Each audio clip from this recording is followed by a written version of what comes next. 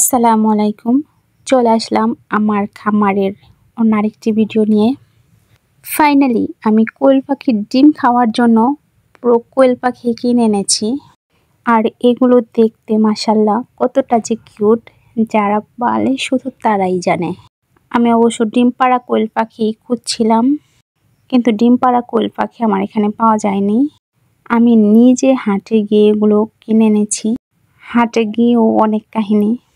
আমি তো পশু পাখি হাঁস মুরগি বিক্রি করে সেই হাটে ভোরে গিয়েই হাজির, কিন্তু অনেক খোঁজাখুঁজির পরেও আমি কোয়েল পাখি পাচ্ছিলাম না। শেষে আমি বাসায় ফেরার জন্য রেডি হই। অনেক দূর চলে আসার পরে আমি দেখি একটা লোক কোয়েল পাখি কিনে বাসায় নিয়ে যাচ্ছে।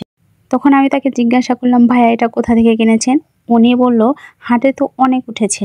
তখন আমি বললাম, কি বলেন? আমি তো এই কোয়েল পাখি কেনার জন্যই হাটে এসেছি, আমি তো দেখলাম না। তখন উনি আমাকে লোকেশনটা দিল, আর আমি দৌড়ে গিয়ে এক চোটে 10টা কোয়েল পাখি এনেছি। কিন্তু এগুলো কোনটা পুরুষ কোনটা মহিলা আমি ঠিক জানি না, চিনি না। ওই লোকটা আমাকে মিথ্যা বলেছে এগুলো রানিং ডিম পাড়া পাখি। কিন্তু আমার পাখিগুলো এনেছি 1 সপ্তাহ হয়ে যায়, এখনও ডিম পারিনি। মেবি পাখিগুলোর বয়স ছিল 20 থেকে 25 এরকম হবে। 20 দিনের পাখি ছিল এটা। আর যখন এনেছি এগুলো একটু অসুস্থ ছিল, আমি মেডিসিন দিয়েছি, প্লাস ভালো জাতের ভালো মানের ফিড দিচ্ছি। এখন একটু মাশাআল্লাহ বড় হয়েছে। মোট কথা পশু পাখির যত্নটাই মেন। আমি আমার কাজের পাশাপাশি এই পশু পাখির অনেক যত্ন নেই। ইনশাল্লাহ তাড়াতাড়ি আমার পাখিগুলো ডিম দেবে, আর সেই ডিম দিয়ে অবশ্যই আপনাদের অনেকগুলো রেসিপি দেখাবো। মূলত আমি একটা জিনিস পালি বিক্রি করার জন্য না, খাওয়ার জন্য, যেন আমার বাচ্চারা তৃপ্তি মিটিয়ে একটা জিনিস খেতে পারে, ডিম খেতে পারে, সেই জন্য আমি এগুলো পালি। আর যারা পশু পাখি পালে তারাই বোঝে এদের প্রতি কতটা মায়া। একটা সন্তান যেভাবে যে লালন পালন করে বড় করা হয়, এই পশুগুলোর প্রতি ঠিক একই মায়া জাগে, এবং এগুলোকে ঠিক একইভাবে লালন পালন করে বড় করা হয়। 1 সপ্তাহ হয়েছে আমি এনেছি। আমি দিনে 3-4 বার এখানে এসে দেখি। আর এদিকে সেই হাটে থেকেই আমি অস্ট্রেলিয়ান ঘুঘু এনেছি 1 জোড়া। মাশাআল্লাহ, এই কোয়েল পাখি আনার আগেই আমি ঘুঘুর জোড়া এনেছিলাম।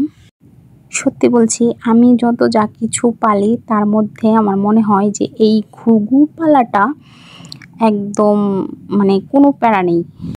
আর এই পাখিদের মধ্যে একজন আরেকজনের প্রতি যে এতটা যত্নবান, সত্যি পাখিদের থেকে মানুষের অনেকটা শেখা উচিত।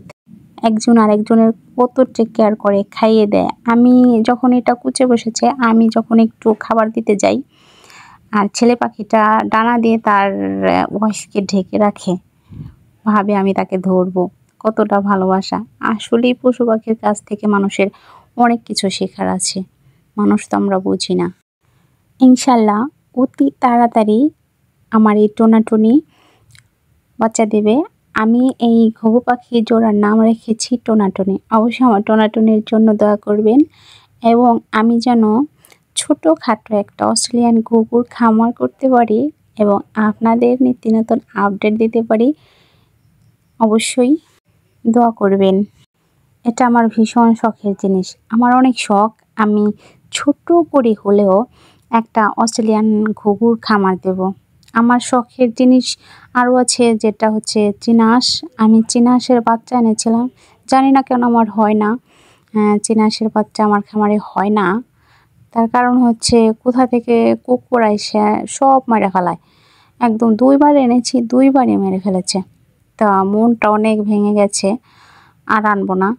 হয়তো মন ভালো হলেই ঘুঘু পাখির দিকে তাকিয়ে মন ভালো হলে অন্য আরেক সময় আনবো, অন্য আরেক দিন অন্য আরেকটি ভিডিও নিয়ে আসবো। সে পর্যন্ত ভালো থাকুন, সুস্থ থাকুন, আর আমার চ্যানেলটা সাবস্ক্রাইব করে পাশে থাকুন। আল্লাহ হাফেজ।